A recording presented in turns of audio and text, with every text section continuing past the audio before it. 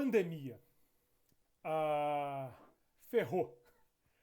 Quem assistiu o curso, particularmente as últimas aulas, nós vimos que a situação do Brasil em 2019 estava longe da economia brasileira, do Brasil também, mas aqui vamos falar da economia brasileira, estava longe de confortável, bem longe.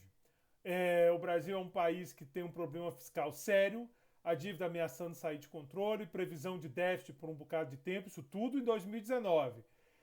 O tema era emergência fiscal. Somado a isso, uma crise fortíssima em 2015, 2016, que arrastou o PIB lá para baixo, duas quedas fortes de PIB, acima de 3%.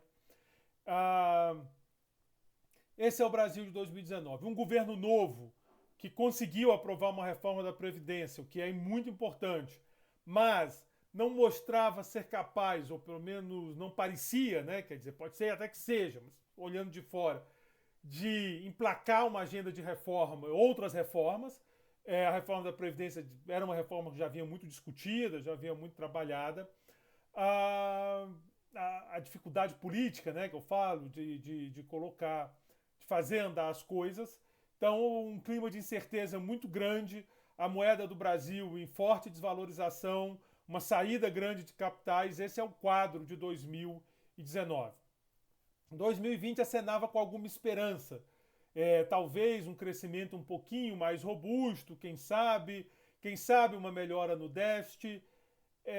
E aí, quando começa o ano, começa a vir notícias muito ruins do exterior, né? Inicialmente da China, de uma pandemia, no caso, na época nem era pandemia, de uma doença nova, perigosa, contagiosa, que estava tocando terror, né? Criando um problema sério lá na China. Inclusive exigindo medidas duras de isolamento e de, portanto, parada da economia. No começo do ano chega, o que vai acontecer, o que vai acontecer, talvez isso fique lá pela China, será que vai chegar aqui no Brasil? Na época tinha gente que dizia, não, o Brasil é um país quente, muita incerteza, ninguém sabia o que vinha. Quando a doença chega na Europa, em particular na Itália, e a Itália é bem mais perto do Brasil do que a China, não apenas geográfico, isso é óbvio, mas assim, de fluxo de pessoas, né, de pessoas que vão para a Itália, às vezes tem parentes na Itália, é mais fácil enxergar a Itália do que a China, isso é uma questão histórica, né? É, e aí começou a ver que a coisa era braba mesmo, o mundo começou a ver que havia um problema, as bolsas de valores começaram a despencar no mundo todo, o Brasil não foi exceção, começou a se criar um clima de caos na economia, isso numa situação já caótica que vinha a economia brasileira. Até então, nós estamos falando de fevereiro, começo de março, a situação já era desesperadora, já era crítica, mas ainda havia uma certa esperança de que a doença não chegaria forte no Brasil por algumas questões. E aí eu não sou da área médica, mas eu lembro muito que falava-se muito em questão de temperatura ou outras características. Bom, a ilusão de que o Brasil ia ser abalado apenas por fatores externos, o que já seria um baque muito grande, ela acaba em março. Em março de 2020, ficou claro que nós também teríamos que ter isolamento, também aconteceria isolamento aqui no Brasil. Eu não sei, de novo, eu não sou da área médica, eu não quero entrar nessa briga, essa é uma briga complicada, beça. O fato é que o isolamento aconteceria aqui no Brasil e de fato acontece. Aqui o DF é quem abre o isolamento em março desse ano e claro que os impactos na economia são destruidores. Isso numa economia, insisto, que já vinha muito mal. Se a gente tivesse uma economia bem, ainda assim seria um baque, mas talvez mais fácil de recuperar. Mas a gente já vinha mal, a gente já vinha numa situação complicada. As ondas de isolamento, de quarentena, e em alguns casos, acho que salvo engano, em São Luís do Maranhão, até de lockdown, tem um impacto devastador na economia. Claro que, até onde se sabe, era uma coisa necessária, a alternativa poderia ser muito pior. Existem indícios de outras pandemias que, se você não fizer nada, acaba que a economia também é afetada, porque as pessoas, a contaminação vai assustar as pessoas, então as pessoas vão se auto-isolar, digamos assim. Então tem essa discussão. Claro, todo mundo correu atrás para ver o que aconteceu, tentou pegar dado lá da gripe espanhola, lá de 18, 19, 20. Os dados não são tão bons, mas apareceu estudos mostrando que nos Estados Unidos tem um exemplo muito forte na Pensilvânia, especificamente na cidade da Filadélfia, que as pessoas não deram muita bola e fizeram um evento e a doença se alastrou mais rápido e acabou sendo devastador do ponto de vista econômico também. Claro, assim, por mais que você diga, você pode sair de casa, você talvez não saia porque você tem medo de ficar doente, né? Quer dizer, então um ambiente de incerteza, não só na economia, mas em relação à saúde, que é muito grave, e uma parada da economia, literalmente puxou o freio de mão ali, né? Eu não vou dizer que é cavalo de pau, porque a gente vinha devagarinho. Se a gente viesse rápido, era um cavalo de pau, mas a gente já vinha meio devagar já. Então, mais uma freada brusca, digamos assim, é um efeito muito complicado. O que acontece? E aqui eu estou olhando para o lado econômico. É claro que o grande trauma da pandemia até agora, nessa faixa aí de 150 mil mortes, mais de isso essa daquelas coisas que não tem preço, né? Tantas pessoas que morreram, tantas famílias, tanto sofrimento, pessoas doentes, pessoas com sequelas. Claro que é aí que está. Então aqui eu estou listando o impacto da economia, porque eu sou um professor de economia, mas eu não preciso.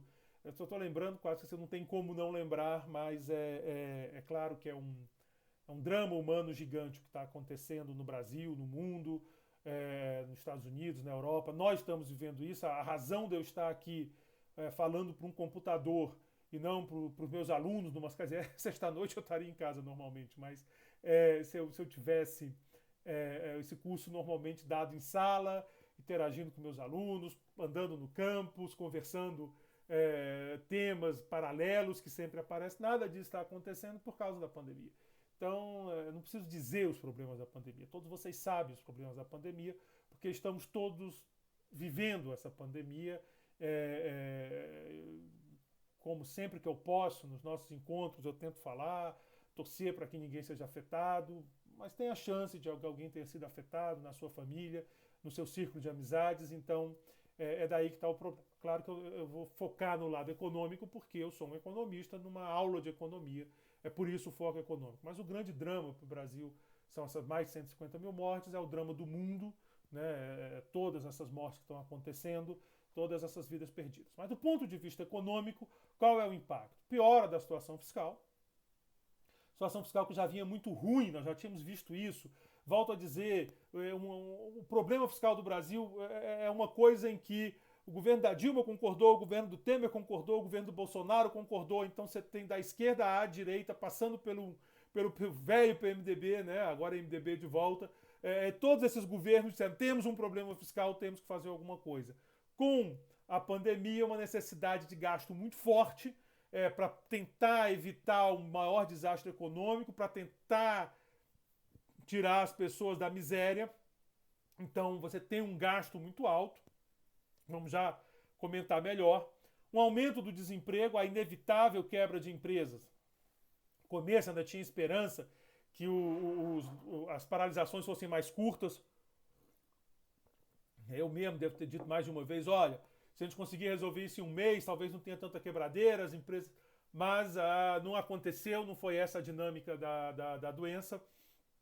E o fato é que até agora a gente não consegue voltar às atividades em sua plenitude. E isso inevitavelmente quebrou empresas, volto a dizer, no Brasil e no mundo, e destruiu empregos. Queda do PIB, claro, menos empresas, menos emprego, menos pessoas trabalhando. O resultado é uma queda do PIB e um desafio grande da política monetária. Nós já víamos com uma saída de capital e com uma desvalorização da moeda, isso se agravou, alguns preços, principalmente preços no atacado, dispararam, e isso joga uma ameaça de inflação que estava fora do radar, pelo menos do radar da maioria das pessoas. Do meu nunca está. O meu radar sempre tem inflação no perigo, mas então a própria política monetária encontra desafios. Vamos lá. Vamos olhar o lado fiscal primeiro. Essa tabela é do estudo da Secretaria de Fazenda, está disponível a vocês, é NI alguma coisa, que é nota informativa, de agosto de 2020, é bem recente, então, onde eles tentam fazer um impacto das despesas que aconteceram as despesas diretas, né, que aconteceram por conta da pandemia. Então, os valores estão aqui, volto a dizer, de agosto. O auxílio financeiro emergencial ali tinha levado 254 bilhões. O auxílio emergencial federativo aos estados, 60 bilhões. Benefício emergencial de manutenção de emprego e renda, 51 bilhões. Programa emergencial de suporte a empregos, 34 bilhões. Então vocês estão vendo, são vários programas e tudo na fase do bilhão, bilhão, num total de 505,4 bilhões de reais. É um senhor gasto, né? É um senhor gasto. A gente já estava esperando um déficit aí de cento e tantos bilhões e vem uma despesa que não estava prevista, não estava imaginada, de 500 e tantos bilhões. Para permitir essa despesa, foi usada. E quando eu falei do teto, eu apontei lá, né, até registrei lá, diz, olha, o teto permite que em caso de calamidade, que é obviamente o que nós estamos vivendo agora, o teto é suspenso e essas despesas podem ser realizadas à revelia do teto. Na época chegou-se a falar de que seria preciso revogar o teto para permitir as despesas, isso não faz o menor sentido. É óbvio que uma medida de 20 anos tem que ter um mecanismo que permita uma situação extrema, porque pode acontecer em 20 anos muita coisa, e esse foi então esse total de despesa, volto a dizer, isso salvo engano, é de agosto de 2020 essa atualização. Em termos de impacto do PIB, não é desprezível. Aqui é um gráfico de comparação elaborado pela equipe da Fazenda, da Secretaria de Política Econômica, usando estimativas do FMI, do próprio governo. E aí vocês podem ver que aqui é um conjunto de países emergentes, países daqui. O Chile é quem mais gastou, com 10,7% depois do PIB, né? Quer dizer, gastou em proporção ao PIB. Tailândia, o Brasil vem em terceiro lugar. A média dos países avançados foi bem menor, foi 6,3% do PIB, quer dizer, o Brasil ficou acima dessa média dos países avançados e a média dos países emergentes foi 4,1% do PIB. E muito ainda vamos discutir sobre esse gasto, se realmente era necessário um gasto tão alto, mas na época era muito difícil dizer que não, o ambiente era muito tenso. E veio aquela história do auxílio emergencial, que como vocês veem é a maior despesa, disparado é o auxílio emergencial. O governo propõe R$300, o Congresso responde com 500. Eu acho que muita gente imaginou que o governo ia buscar um meio termo, mas o governo preferiu jogar para 600 e isso teve um impacto muito forte. Você imagina, pessoas estavam no Bolsa Família ganhando às vezes 190, passaram a ganhar 600, no caso de mãe solteira, R$1.200 por mês. Isso abre uma discussão, já há questionamento se o valor foi exagerado, se não foi, mas claro, é uma discussão ex-post, né? Quer dizer, ex-post não, porque a gente ainda está passando a pandemia, mas o fato é que foi feito o gasto, agora que vai cair para 300 o auxílio, né? Que era o que o governo queria inicialmente, mas o impacto fiscal disso foi muito grande e a ação, pelo menos em termos de medidas fiscais, foi significativa o que foi feito aqui no Brasil. O que, por um lado, aliviou, fez que o trauma, o drama, principalmente dos mais pobres, os beneficiados pelo auxílio, fosse bem menor do que podia ter sido. Imagina um autônomo, pessoas que não têm vínculo formal de trabalho, portanto não tem seguro-desemprego, de uma hora para outra está impedido de vender. O cara está lá, ele vende cachorro-quente na praça ou na praia, de uma hora para outra ele não pode mais fazer isso. Uma diarista que de uma hora para outra perde sua condição. O drama disso é gigante e foi a solução que o governo achou, que realmente diminuiu o sofrimento de boa parte da população brasileira, assim, ao ponto de há indícios de que até aumentou a popularidade do presidente nesses setores da sociedade, mostrando o quão foi impactante. Agora tem esse lado fiscal que torna o desafio que já era difícil, ainda mais difícil para os próximos anos. Aqui é uma estimativa semelhante, só que enquanto essa daqui é do governo, e eu já estou muito coisa de governo, já fiz 2 apresentações seguidas com o governo, essa daqui é do IBRE, que é um instituto ligado à Fundação Getúlio Vargas, de pesquisa econômica, né? O IBRE é tradicionalíssimo, é quem faz o IGP, por exemplo, e ele também faz uma comparação de vários países. O Brasil está aqui, você vê que mais ou menos perto do governo, em torno de 7,3%. O Chile está bem menos na estimativa do IBRE, né? Na estimativa do governo, o Chile está bem mais, a 10%, aqui está em torno de 5%. Aqui o Brasil perderia para o Canadá e para a Austrália em termos de programas governamentais e impactos fiscais. Em termos de crédito, por outro lado, crédito fiscal, ou seja, crédito bancado pelo governo, o Brasil fica bem mais modesto, atrás de vários países. A gente fica aqui na partezinha de baixo, estamos nós aqui. A Itália, por exemplo, entrou com um programa muito mais agressivo de crédito, a Alemanha. Esses números aqui do IBRE são anteriores, eu tenho a impressão que são de junho, julho no máximo. Depois o Brasil tentou investir mais nessa questão de facilitar o crédito. Aqui a discussão é muito assim. Se uma empresa vai quebrar, cabe ao governo tentar salvar essa empresa? Essa é uma pergunta difícil de responder. Essa não é uma pergunta trivial. É claro que você está pensando do lado de emprego. O governo salvando a empresa, ele vai manter emprego. Por outro lado, se a empresa vai quebrar porque ela já é inviável, você está adiando a dor. A empresa é inviável, afinal de contas. Mas numa pandemia, o cenário muda. Muda em que sentido? Várias empresas perfeitamente saudáveis, elas ficam ameaçadas de quebrar, não porque elas têm práticas ineficientes, não porque elas estão no mercado que já não mais se sustenta. O risco de quebrar, ele advém da pandemia, propriamente dito. Então você tem um bar, um restaurante, um cinema, você está bem, o fluxo financeiro está direitinho, você não está precisando de ajuda do governo. Mas veio a pandemia.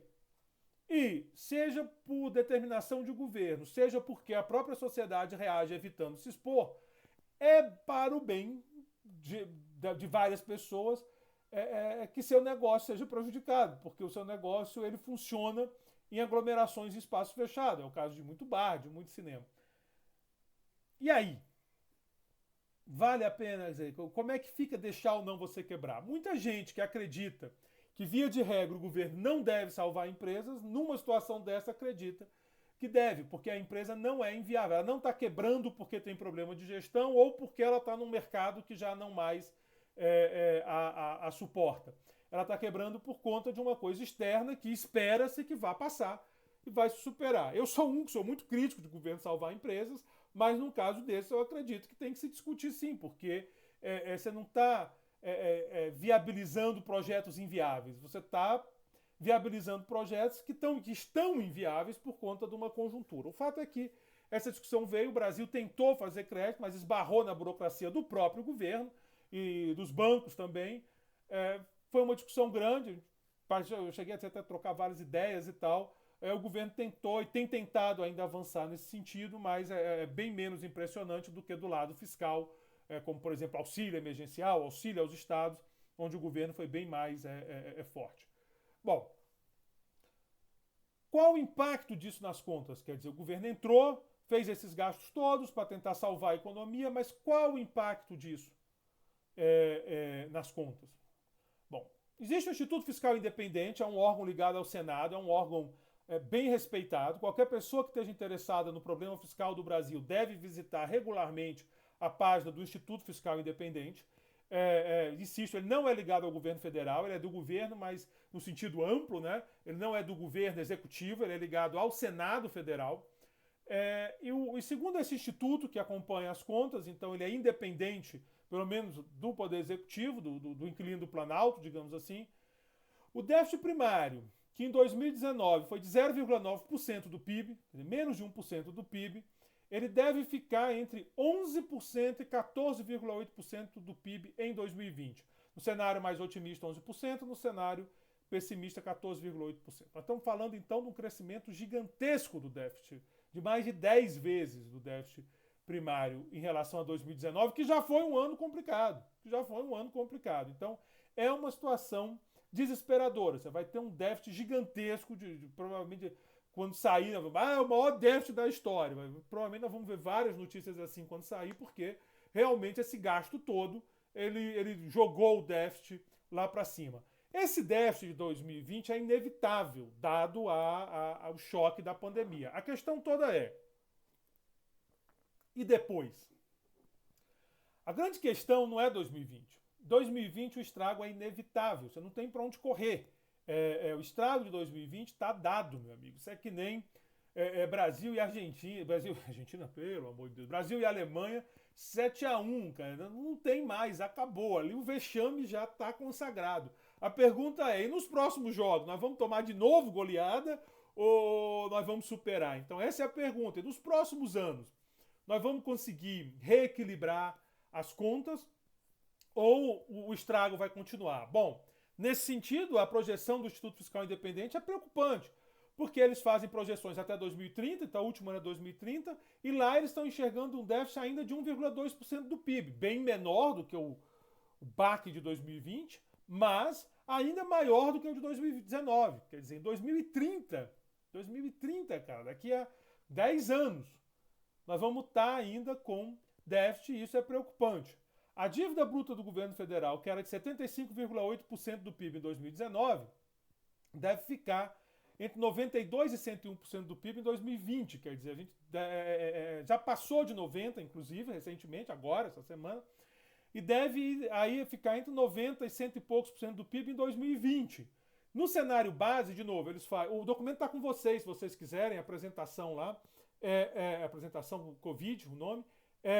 No cenário, então você tem assim, do cenário base, que é o intermediário, né, nem otimista nem pessimista, eles estão falando que em 2030 essa dívida vai estar em 117,6% do PIB. É número assustador. A Secretaria de Política Econômica do Ministério da Economia, que é quem faz as previsões do governo, essa aqui, governo estrito, né, poder executivo, ela projeta a dívida em 98,2% em 2020, quer dizer, não está longe desse intervalo, está dentro do intervalo lá do Instituto Fiscal Independente. Então, é quase 100% em 2020, preocupante. E chegando, ele mantém uma certa estabilidade até 2023, mas nós vamos ficar nessa casa de 100% do PIB. Isso já nas previsões do próprio governo federal, divulgadas em agosto. Essa que eu estou olhando para vocês também está lá na pasta do curso, o documento com essas previsões. Então, assim, é uma situação complicada. Não só nós vamos ter um ano muito ruim, como nós vamos carregar, claro que não da dimensão desse ano, provavelmente só se tiver outra desgraça, ou a tal segunda onda da pandemia chegar com o mesmo efeito destruidor, e aí vai ser difícil imaginar o que vai acontecer, mas mesmo que consiga superar, nós vamos carregar ainda esse problema fiscal por um bocado de tempo. Então a situação fiscal certamente é onde está o impacto mais pesado econômico da pandemia. Por favor, econômico. O outro eu já me referi, já falei, também não vou ficar repetindo aqui toda vez, mas econômico, talvez em termos de política fiscal monetária, né, é esse rombo no lado fiscal. No lado do emprego, você também tem um impacto muito pesado. O número de desempregados chegou a 13,5 milhões em setembro.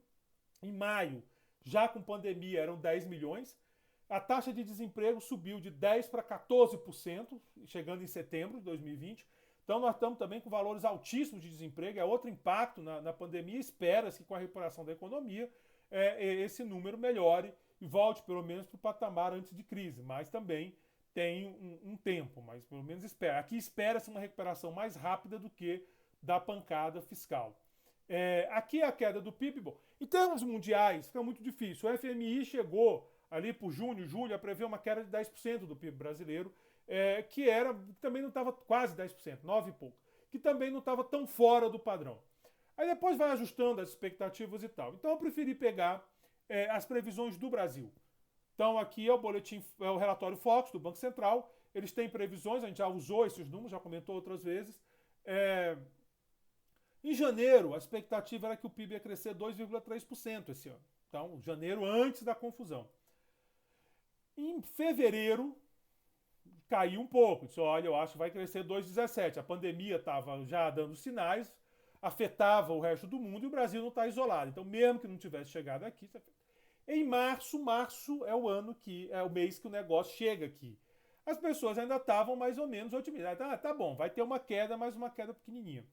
Essa expectativa foi piorando até junho. Junho é o auge do pessimismo, onde a expectativa era que nós tivéssemos uma queda de 6,5% do PIB esse ano. Seria disparada a maior queda da história, seria um efeito raro.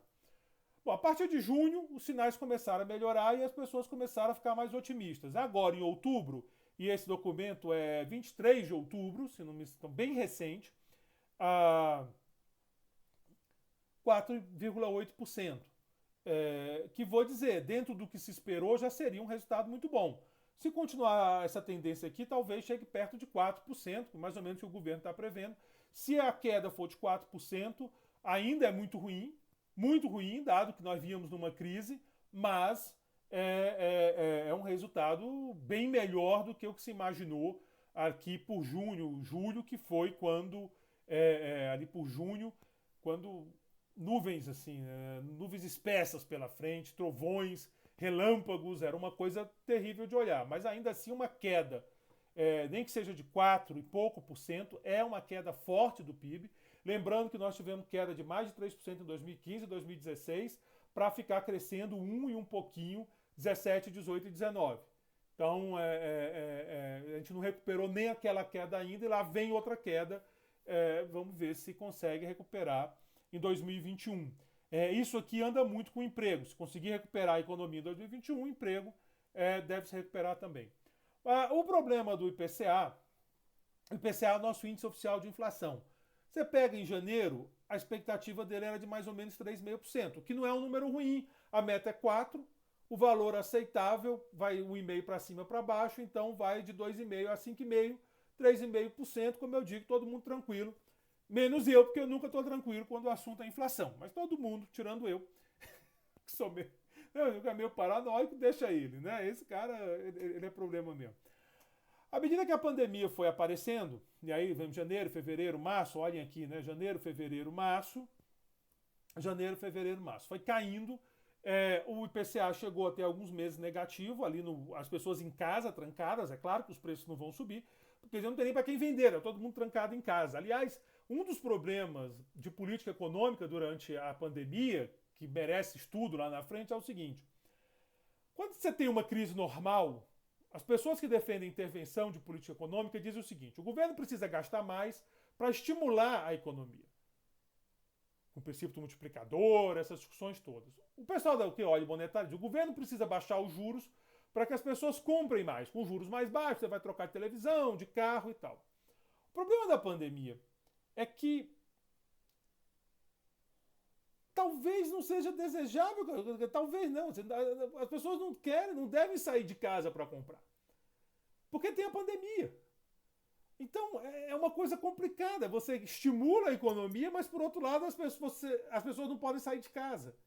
Então, até que ponto esses estímulos funcionam é uma discussão que tem que ser feita. E aqui vamos separar. Estímulo, quando eu falo, é o gasto que tem como objetivo estimular a demanda e a economia, o gasto macro. Completamente diferente do auxílio emergencial, que tem uma pegada micro, é não deixar o cara passar fome. Então, são duas leituras diferentes.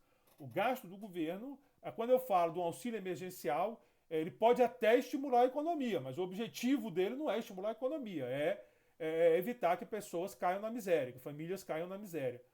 Agora, o lado do estímulo da economia, você realmente tem um dilema, porque supondo que isso funcione para estimular o comércio, né, a economia, você não quer que isso aconteça, porque você quer que as pessoas fiquem em casa.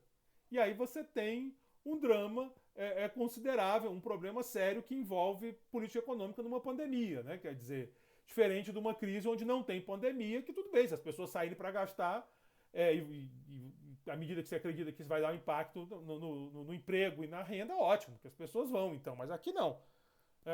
Agora que o juros está baixo, o governo está gastando, eu vou para o shopping. Não, meu amigo, não vá. A ideia é que você não vá, porque você não... Então, é uma dificuldade. Mas o fato é que com essa travada toda, há uma queda forte na expectativa de inflação. Aqui o IPCA estava caindo forte também, como eu disse, chegando a ficar negativo. À medida que a economia foi dando sinais de recuperação, então à medida que ainda que tenha previsão de queda, mas uma queda menor, vai subindo a expectativa. Hoje, então, no dia 23 de outubro de 2020, o relatório que eu usei, já está em 3%, ou seja, já está voltando mais ou menos o que se achava de inflação. E aqui é sempre bom ver a diferença na dinâmica. A expectativa de PIB já era. Ninguém está mais achando que o PIB vai crescer como achava em janeiro. Mas a de inflação já está quase, né? Já está quase. Então mostra sensibilidades diferentes. Bom, ainda tem uma questão importante de olhar para o lado da política monetária, que é a forte desvalorização do real em 2020. O real ele foi uma das moedas que mais desvalorizou no mundo. Em certos momentos, há desvalorização generalizada, porque com incerteza o pessoal corre para o dólar. Algumas recuperaram, outras recuperaram um pouco, mas o real está ali no topo da desvalorização, perdendo para a Venezuela e acho que para o Zimbábue, países que têm problemas seríssimos em suas economias. Então, é uma situação complicada essa desvalorização do real. O Banco Central não tem compromisso com o câmbio, então não é um problema de o Banco Central não estar cumprindo sua função, mas à medida que isso pode ameaçar a inflação, o Banco Central tem que ficar atento. Se pegar o IGPM, a previsão é que ele fechasse o ano em 19,72%, pode ser que feche em torno de 20%, e isso é um susto. É um valor muito, muito, muito alto para o índice de inflação. Né? Não é o oficial, o índice de inflação oficial é o IPCA, a previsão é que ele feche em 3%, mas é um índice de inflação, tem preços então que estão subindo muito. E apesar de não envolver a meta do Banco Central, o Banco Central tem que ficar esperto. É aquela história, quando você vê a barba do vizinho pegando fogo, você bota a sua de molho. Né? Então o IPCA não pegou fogo, mas o IGP pegou. Se isso acontecer, se fechar nesse valor de 20%, é o maior valor desde 2002. 2002 foi aquele ano que tudo desandou. É muito preocupante. Agora, por que tem uma diferença? Por que o IPCA dá 3% e o IGP dá quase 20%? Eu já comentei isso, mas vale a pena registrar. O IPCA é um índice de preço ao consumidor. É o preço para mim, para você, é o preço que nós compramos no supermercado, nosso preço, varejo, né? O IGPM ele é composto por 3 índices. O índice de preço ao consumidor, que está bem parecido com o IPCA, se vocês pegarem o índice de preço ao consumidor dentro, calculado pela Fundação Getúlio Vargas, dentro do IGP, está bem próximo do IPCA, então evitem sair por aí dizendo que o IBGE está manipulando os números, não tem nenhum indício que isso está acontecendo. O que pode estar acontecendo é que a cesta mudou por conta da própria pandemia, então o IPCA supõe que as pessoas gastam em torno de 20% da renda com alimentação.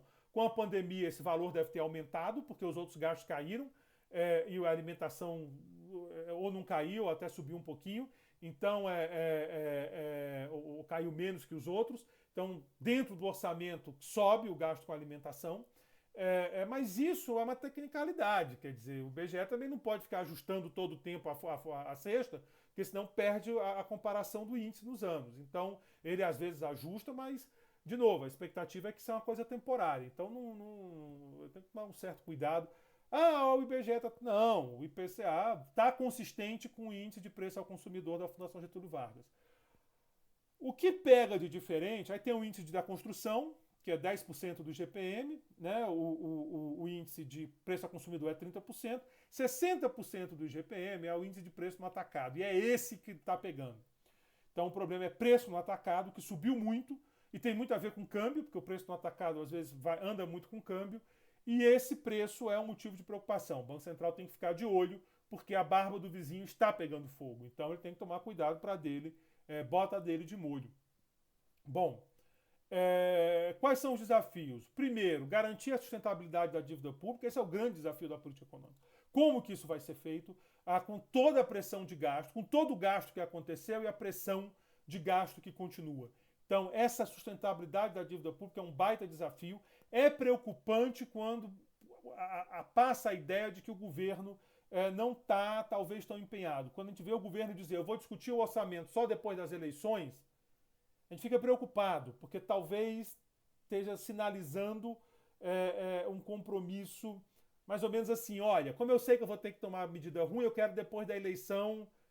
Cara, isso é péssimo. Isso é muito preocupante, porque a escala de prioridade do governo não está na necessidade de manter a sustentabilidade, sim, e outras necessidades políticas. Passada a eleição, sempre aparece um outro motivo. Vai mudar, aí vai ter recesso do Congresso, vão tentar fazer convocação extraordinária, nem sempre consegue. Depois vai mudar a presidência das casas, né, do Congresso. Então é um problema sério, o orçamento está aí, ninguém sabe nem qual é o orçamento do ano que vem. O governo, às vezes, uma parte do governo, em especial o pessoal da economia, mostra muito empenho na reforma, mas tem outra parte do governo que parece que, não, esse negócio é meio complicado. Então isso é muito preocupante, porque vai ser difícil garantir essa sustentabilidade, se é que ainda é possível. Mas vamos supor que é possível. É muito difícil garantir que isso aconteça. Medidas duras vão ter que ser tomadas e há uma certa dúvida se o governo está mesmo disposto a tomar essas medidas e se ele vai conseguir liderar nesse sentido, né? Se o Congresso vai acatar essas medidas. Então, não é um desafio pequeno, não é um desafio pequeno. Eu acho que talvez assim, para o ano que vem é o que fiquem de olho aqueles que se interessaram por economia brasileira, que vão. Fiquem de olho na dívida pública, fiquem de olho nesses números, porque é uma fonte de problema. Manter controlada a inflação aos consumidores. Como eu digo, ela está controlada. Ela tá, embora ela tenha dado um salto muito grande, esse salto aqui é coisa, hein? É coisa. Ela saiu de 2,05 em setembro e um mês depois ela já estava em 3, ganhou um ponto. Isso em expectativa, isso em expectativa. As pessoas. Nós temos tido recorde de inflação para o mês em outubro, que não saiu, mas é a previsão, né? Porque tem uma prévia. Deu um número muito alto. Então está preocupante. A situação da dívida é muito mais preocupante, é um problema que está muito mais forte, mas não dá para esquecer desse problema. Aqui a questão é como impedir, se tem como, que esse aumento do preço dos atacados chegue aos consumidores. Entendendo que impedir isso significa que o pessoal que compra no atacado e vende ao consumidor vai levar uma pancada do tamanho do mundo, porque o preço que ele compra aumenta 20%, o preço que ele vende aumenta 3%. Quem perde esse dinheiro, ele. Qual é a tendência? Que ele repasse. Vai conseguir repassar? Não vai conseguir repassar? Essa é uma discussão complicada que envolve elementos de política econômica. O Banco Central talvez tenha que agir. O Banco Central tem autonomia suficiente, pegada para agir se for preciso. Essa é a questão. Não é a mais importante, insisto, a mais importante é a sustentabilidade da vida. E, finalmente, a renda cidadã, que é talvez o grande desafio, a grande questão que tem agora, a renda cidadã, ou Renda Brasil, ou Bolsa Família Turbinado, deem o nome que vocês querem. O fato é que nós temos um programa de alívio da miséria, que é o Bolsa Família, que é um programa bem sucedido.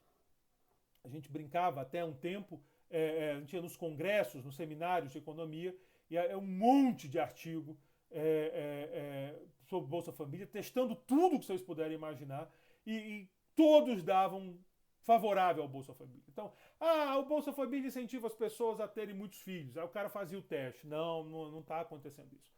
O Bolsa Família incentiva as pessoas a serem preguiçosas. Aí o cara fazia o teste. Não estava acontecendo isso. Não estava acontecendo. Eu até brincava. Meu Deus do céu, que coisa mais... tem uma brincadeira assim, né? No teste de hipótese sempre tem uma probabilidade de o teste errar. No Bolsa Família nem isso acontecia, né? Então estava sempre os resultados bons. É um programa excepcional o Bolsa Família, que tem um sucesso, tem um sucesso, uma história de sucesso. O que nós estamos fazendo é pegar esse programa e dar uma super turbinada dele. O Bolsa Família deve estar em torno de 30 bilhões por ano.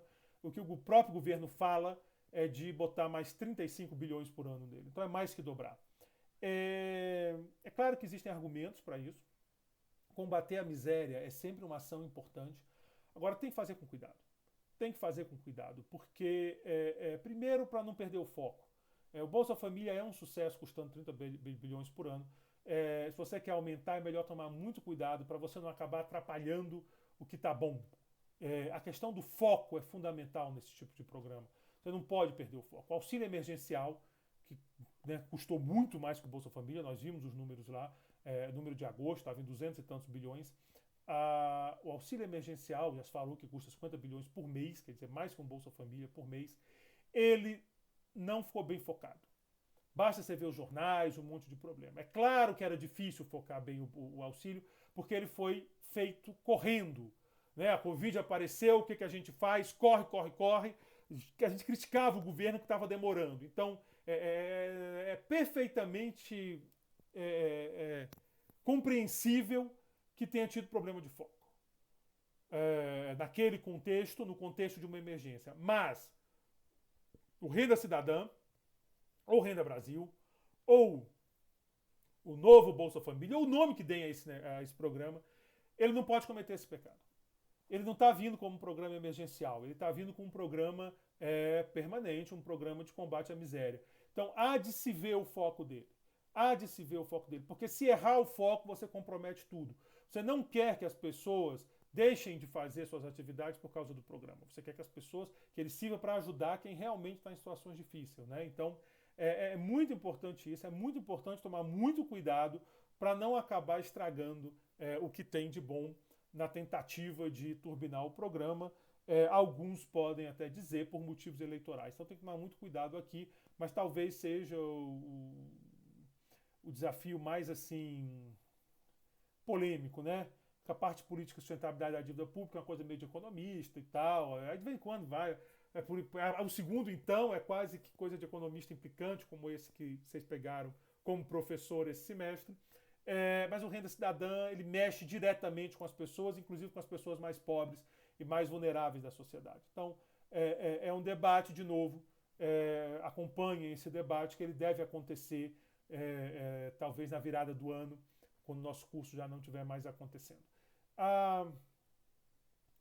Agradeço a paciência de vocês de acompanhar esse curso numa condição completamente atípica, numa condição adversa. Foi a primeira vez que eu fiz um curso nessas condições.